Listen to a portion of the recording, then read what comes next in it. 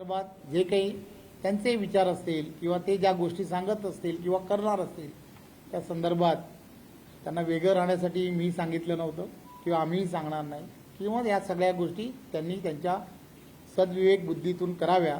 परंतु एक गोष्ट मात्र नक्की आहे, येणाऱ्या काळामध्ये देशाच्या उन्नतीसाठी, परमवैभवासाठी देशाचे पंतप्रधान नरेंद्र मोदीजी ज्या ताकदीने काम करत आहेत, आदरणीय देवेंद्रजी मुख्यमंत्री म्हणून आणि त्यांच्याबरोबर असणारी पूर्ण टीम, महायुतीतले असणारे सर्व जण हे त्यांच्या पाठीशी खंबीरपणे उभे आहेत।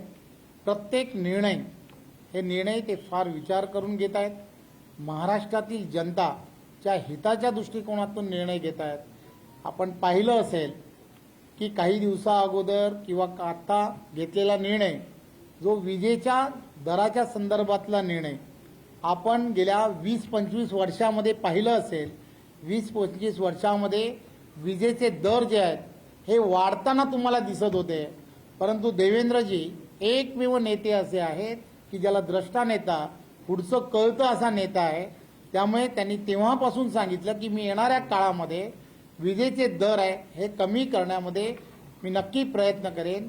आज 24 तास शेतकऱ्यांना वीज मिळण्याच्या दिशेने त्यांनी पावलं उचलली आहेत आणि त्याचबरोबर विजेचे दर हे सुद्धा घरगुती वापर करणाऱ्यांना सुद्धा त्यामध्ये एक चांगल्या पद्धतीने त्यांना पुढे जाण्याचं काम कमी करण्यामध्ये त्यांना यश आलं। त्यामुळे महाराष्ट्राच्या जनतेच्या हिताचं काय, जनतेला आवश्यक काय, जनतेला आवश्यक असणारा विषय हा मला असं वाटतं लोकशाहीचा चौथा स्तंभ म्हणून आपण त्या दृष्टिकोनातून जर विचारत राहिलात तर मला असं वाटतं की एखादी गोष्ट कदाचित त्यांच्या लक्षात आली नसेल, ती जर आपण आपल्या माध्यमातून दाखवायला सुरुवात केली तर नक्कीच त्यामध्ये ते पुढचं पाऊल उचलते। असा होता कारण याआधी पक्षीय स्तरावरती भाजपने सातत्याने मोठे प्रवेश घेतले, मनसे असेल, ठाकरे गट असेल किंवा महाविकास आघाडी असेल। आता कामगार